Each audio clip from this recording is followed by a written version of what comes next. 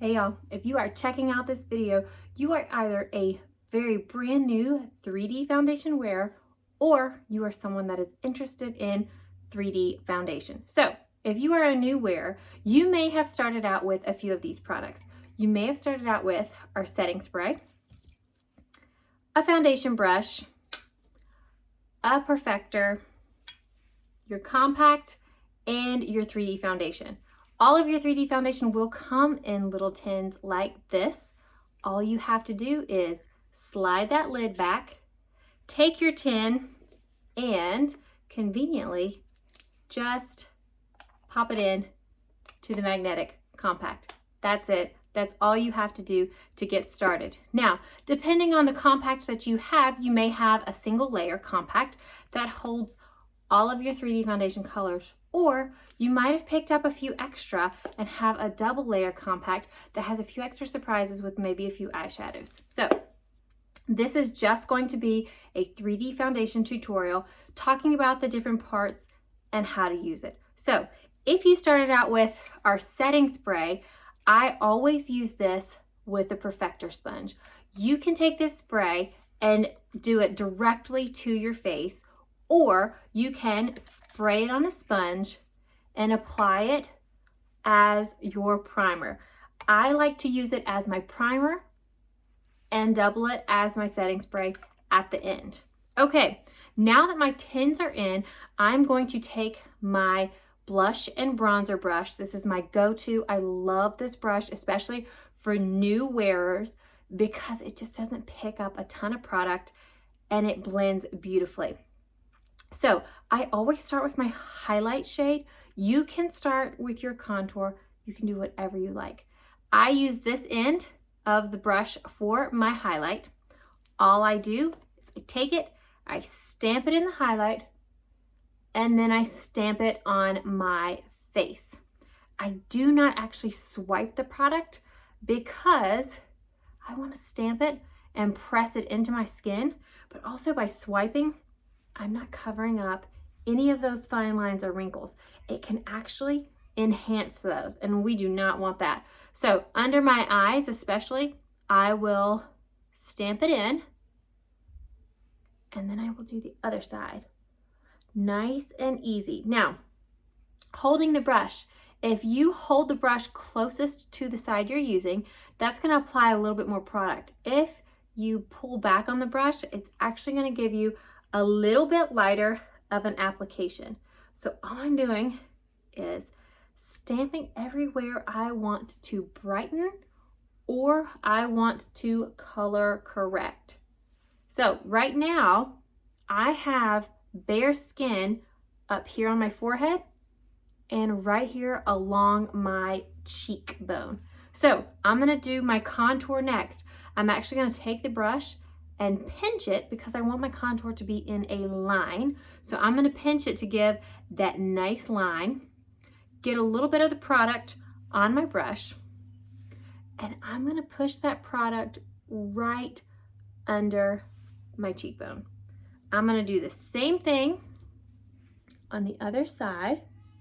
I've got it squeezed, and then I'm just gonna take the excess and put it right here on my forehead.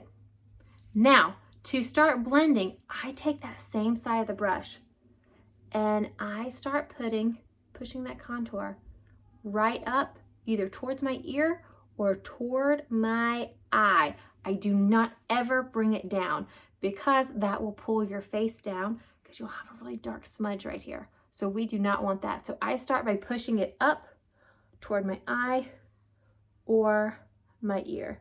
And I'm really just stamping it.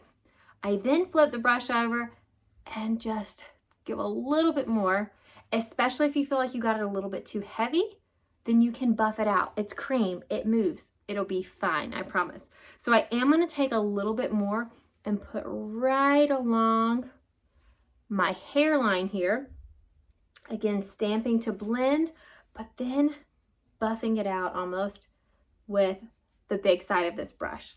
I do usually take whatever is left over and carry it underneath and then just buff it down.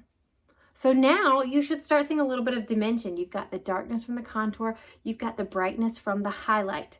Now, if you are someone that went the extra mile and decided to pick up a second highlight shade, that would be your brightener shade. If you are someone that picked that up, let me show you how to use that. So I'm going to actually take my finger first to apply this color, and I am going to dab it under my eyes. You can definitely do this with a brush as well. I do it in the middle of my forehead, right here, and right here, because we want the brightness to be in the center of our face. So I take that same small end of the brush and stamp and blend everything in.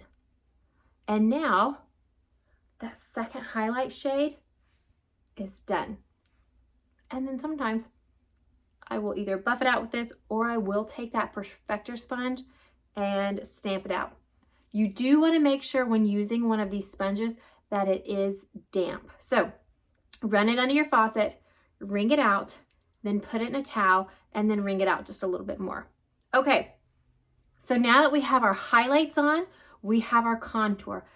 If you are someone that did pick up a bronzer, so bronzer and contour are slightly different. Contour is a little bit more cooler, ashy tones. Bronzers are typically warmer.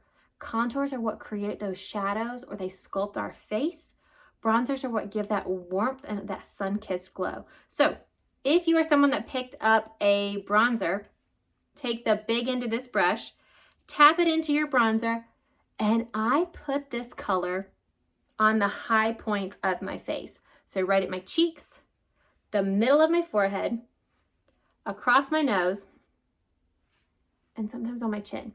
Now, I do sometimes tend to carry it down my neck just to make sure everything blends beautifully, because you don't want to have that harsh line between your face and your neck. So I usually just take whatever's left on the brush and blend. Now, back to our main parts of our 3D foundation, the lip and cheek color. I apply this with my finger, and I only do about 2 to 3 dots on each side.